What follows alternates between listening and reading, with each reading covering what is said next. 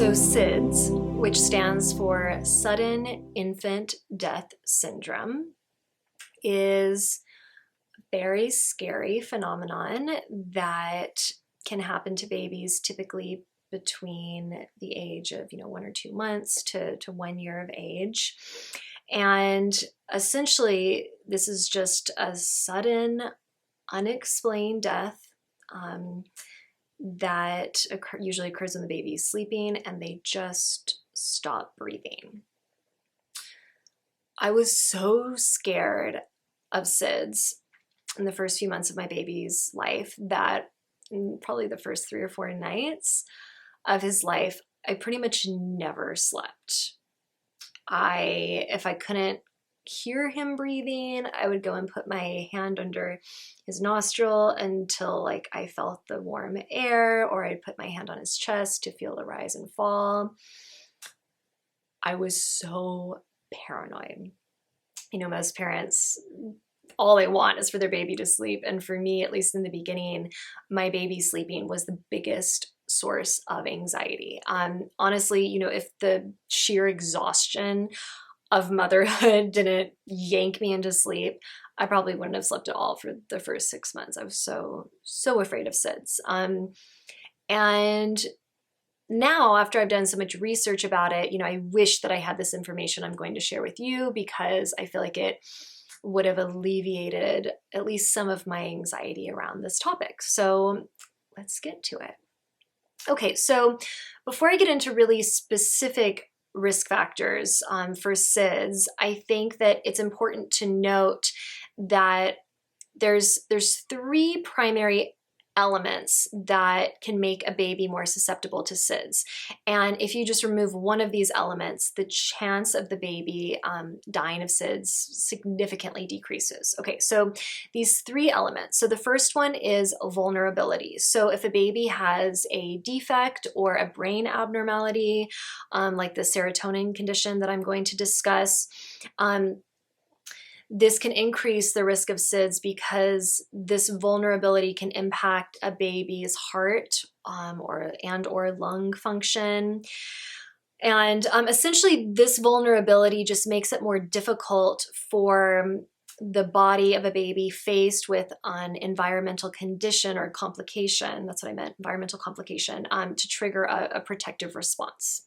Okay, the next one is an environmental complication. So while most babies can manage situations like, their face being pressed into the mattress or overheating, babies that are more vulnerable or that are 6 months or younger are at a higher risk for SIDS, because it's just harder for them to correct those environmental complications. Okay, and the last one is developmental changes. So infants 6 months and younger, they experience really rapid growth and change. And these changes can temporarily disrupt internal systems that impact their breathing. And this is one reason why SIDS is most common in babies 2 months to 6 months old. Okay, so here are some of the most common risk factors for SIDS. And I want to note that I had to split this video in half because there's a lot that I want to share in regards to risk factors, but I'm going to have a video that I'm going to publish right after, or post right after this one, that's about all the things you can do to help to prevent SIDS. So I didn't want to present just all doom and gloom. There are actually things that you can do to reduce your baby's chances of SIDS. So keep in mind that I'm going to cover that very thoroughly in the next video. Okay, so getting back to the risk factors. Okay, so if your baby has an issue with serotonin producing neurons, this could increase the risk of SIDS. So properly working serotonin neurons are needed to maintain the continued functioning of the heart and the lungs.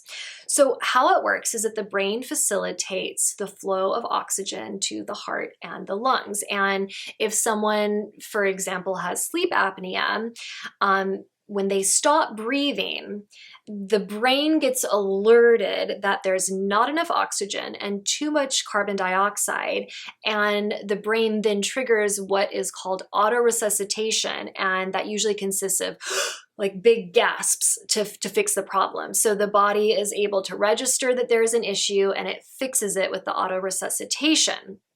So the belief is that in some cases of SIDS, that protective mechanism was not triggered. And there was a study done by Harvard Medical School that found when serotonin producing neurons are inhibited, the brain's ability to autoresuscitate is impeded. So the hope is that continued research about this will lead to screenings that can be done on babies to indicate those that are a higher risk of SIDS because of this issue with serotonin producing neurons.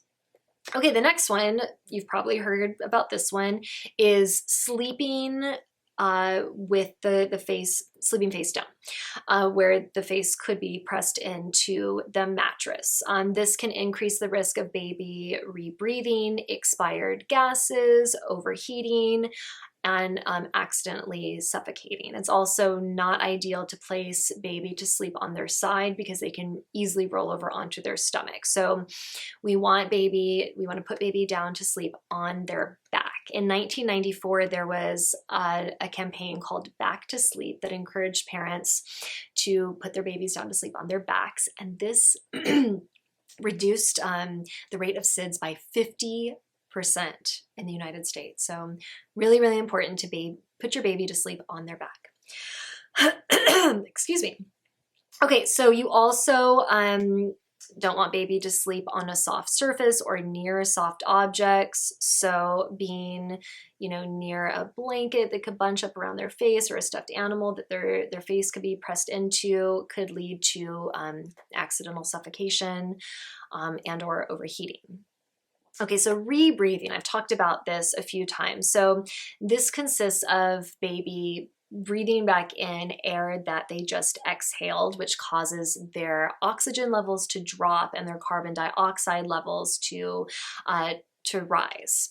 And so again, the baby being put to sleep on their stomach, having a blanket, a soft object near them, any soft material can increase the risk of SIDS. Overheating, we really want to prevent overheating because it can cause respiratory issues and it can depress a baby's ability to wake up if there's that environmental complication that we talked about. Okay, so respiratory infection is another potential risk factor for SIDS. So there was an article published in the medical journal, let's see if I can pronounce this right, Hippocratia. Anyways, it is a peer-reviewed medical journal. It's legit. So they found that a mild degree of respiratory viral infection was observed in 80% of SIDS cases. There was another study that found that common bacterial toxins found in the respiratory tract in association with a viral infection could contribute to SIDS in a baby that was already vulnerable. So respiratory viral infections can increase the risk of SIDS. And this infection can be especially dangerous if the baby is sleeping on their stomach. Okay, another big risk factor is maternal smoking or the baby being exposed to secondhand smoke. So if a woman smokes during pregnancy, this can lead to premature birth, a low birth rate, both risk factors for SIDS. It can diminish the baby's lung capacity, increase the chance of developing respiratory infections, and impair the baby's ability to wake themselves up. So it's really, really important that women do not smoke during pregnancy and even stay away from secondhand smoke. It's also really dangerous for a baby to be exposed to secondhand smoke. It impacts the baby's inflammatory response during an infection. It limits their body's ability to respond to threats to the heart caused by inflammation. So stay away from all cigarette smoke. Okay, being born prematurely. That can increase a baby's risk for SIDS because they often have impaired blood pressure control. So meaning that if they have a drop in blood pressure when they're sleeping, their body sometimes is not able to quickly respond. I already said this before, but I'll reiterate it. Premature babies sometimes also have a higher risk of developing respiratory distress, and they don't have strong sucking and swallowing reflexes sometimes. And they also have a higher risk of infection because of an underdeveloped immune system in some cases. Okay, something else is called, that's a risk factor, it's called long QT syndrome. So this is a heart rhythm condition that can potentially cause fatal arrhythmia. So this means that or arrhythmia is when the heart beats too fast or too slow with an irregular pattern. But it could, and a lot of people have a heart arrhythmia, but it could actually cause a fatal heart arrhythmia. So according to a study in the Journal of Biological Research, long QT syndrome accounts for about 12% of SIDS cases. So if you're curious about this, I recommend looking up, again, long QT syndrome or talking to your care provider about it. Okay, and so the last one, toxins from mattresses. So before I get into this, I want to be clear that there hasn't been a ton of research about this one, and it hasn't been conclusively proven that this causes SIDS, but I think it's worth sharing here. So what happened is there was a New Zealand scientist and chemist called his name is Dr. James Sprott, and he believes that toxins in some flame retardants that are used on crib mattresses can mix with the mold that is sometimes created in a mattress because of a baby's like leaked urine, spit up. If they're drinking milk in the crib and the milk spills, this can all lead to mold. And when that mold mixes with the toxins from the flame retardant, this can cause a really bad toxic gas. And he believes that the inhalation of this gas could lead to SIDS. An additional theory is that body heat can contribute to the release of VOCs, or volatile organic compounds, in a mattress. So again, this has not been conclusively proven, but a way you could avoid this potential risk is to buy an organic mattress that's GOTS certified, GOTS certified, or if that's too expensive, and sometimes they are really expensive, you can get a mattress cover that is specifically made to block toxic gases from releasing from a crib mattress. Okay.